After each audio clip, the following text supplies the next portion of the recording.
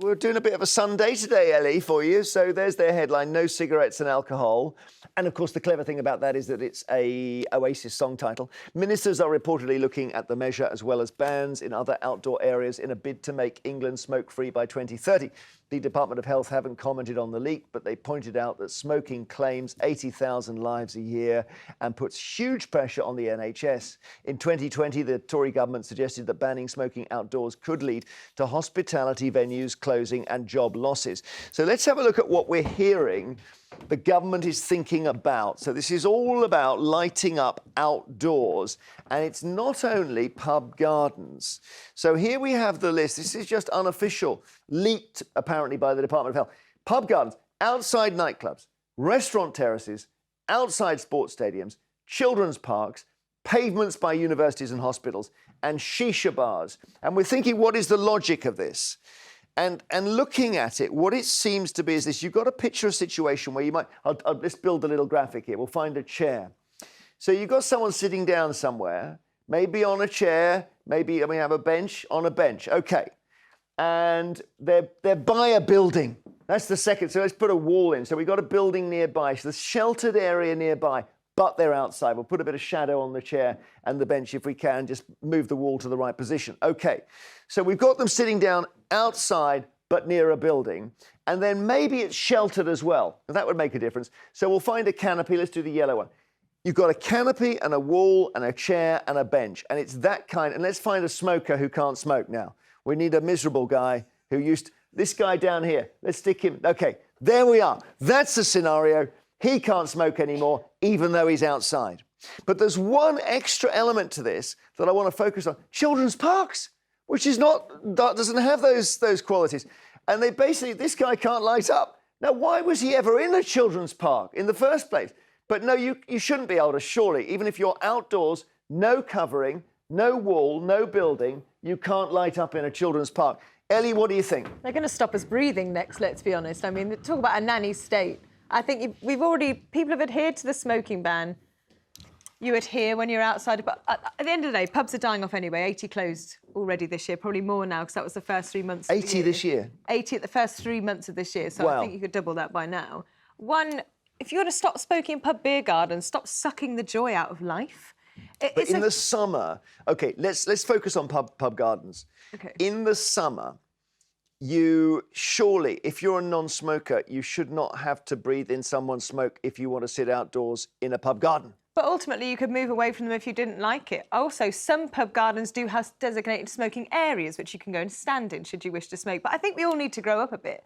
I think I grew up in the days when my dad would take me to football games and people would smoke on the terraces. And even now, in Tottenham Hotspur, when I go and sit and watch the games, there are still people smoking inside. You can't police it. It's difficult to do. Was your family smokers, your parents? They're not, but I was for 15 years. Yeah. I love smoking, so probably why I haven't got an issue with people doing it next to me in a pub beer garden. Was it hard to give up? It was incredibly difficult. I took a drug that made me vomit every time. Really? Oh, it's the only thing that worked for me. And yeah. So you genuinely, if you lit up, you vomited? Yeah, it was absolutely No brilliant. other side effects, just smoking? I felt incredibly ill for a long time, but it genuinely did. My last day, I did day 13 and I quit and I never touched them again. OK, well, yeah, that might argue the other side of the story. What do you think, Kevin? Pub gardens? Yeah, I'd ban it, yeah. It's not sucking the joy out of life. I mean, look, tobacco sucks life out of life. It kills 80,000 people a year, the biggest single preventable cause of death in Britain today. And I shall quote Lizzie Parry, head of health, your colleague at The Sun, who says smoking kills more people than obesity, alcohol, drugs and lack of exercise combined. That is why it's still a big issue health-wise. And it's not just passive smoke. This is also about helping people give up. Most people want to give up. They don't want to pay a fortune and give themselves cancer and heart disease. But you get addicted to nicotine.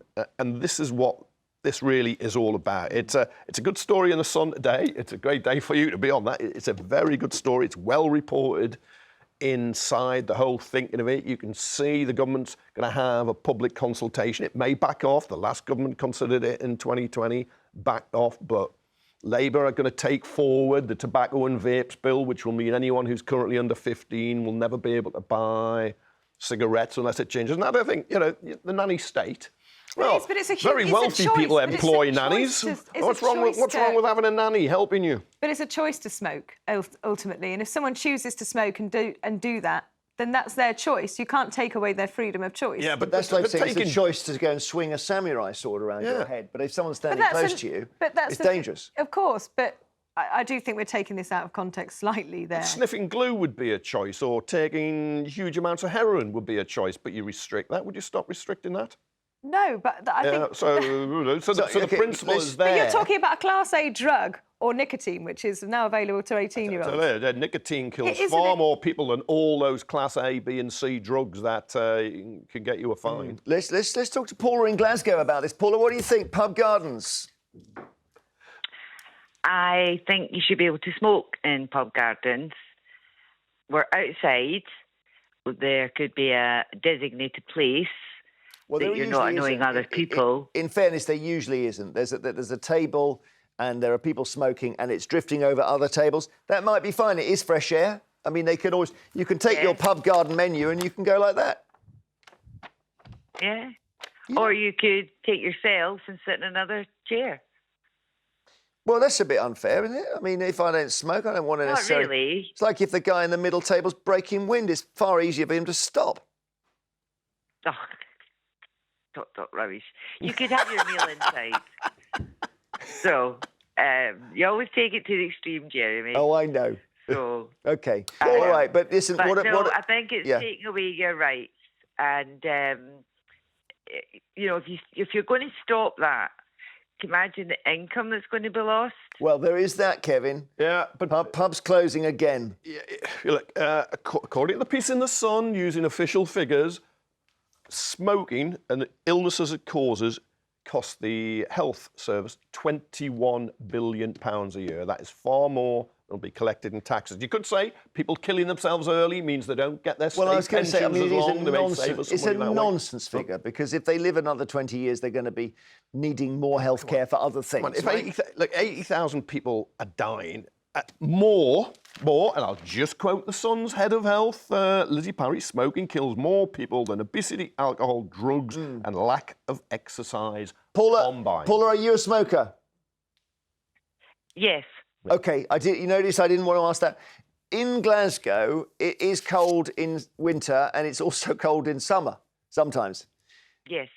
When you're in a pub garden on one of the nice summer days, do you feel, oh, I shouldn't be lighting up because it's going to drift to the next table? Absolutely not. No. I'm out in fresh air. It's the only place that I can smoke if I want to have a drink. I can't do it inside. So even in the winter, if I want to have a smoke, I've got to have a big jacket and stand in the rain, which I do. So, Paula, you're going to stop that? Paula, you'll still be able to smoke in your house, or if you have a garden yourself, you'll still be able to smoke there, or in a very wide space. Yeah. But if you're one of the 13% who smoke now, 6.4 million, why do you think you have a right for your smoke to pollute the other 87%? No, but Stand up to him, Paula. We're outside. This wind could be going the other way. Yeah. And really, come on.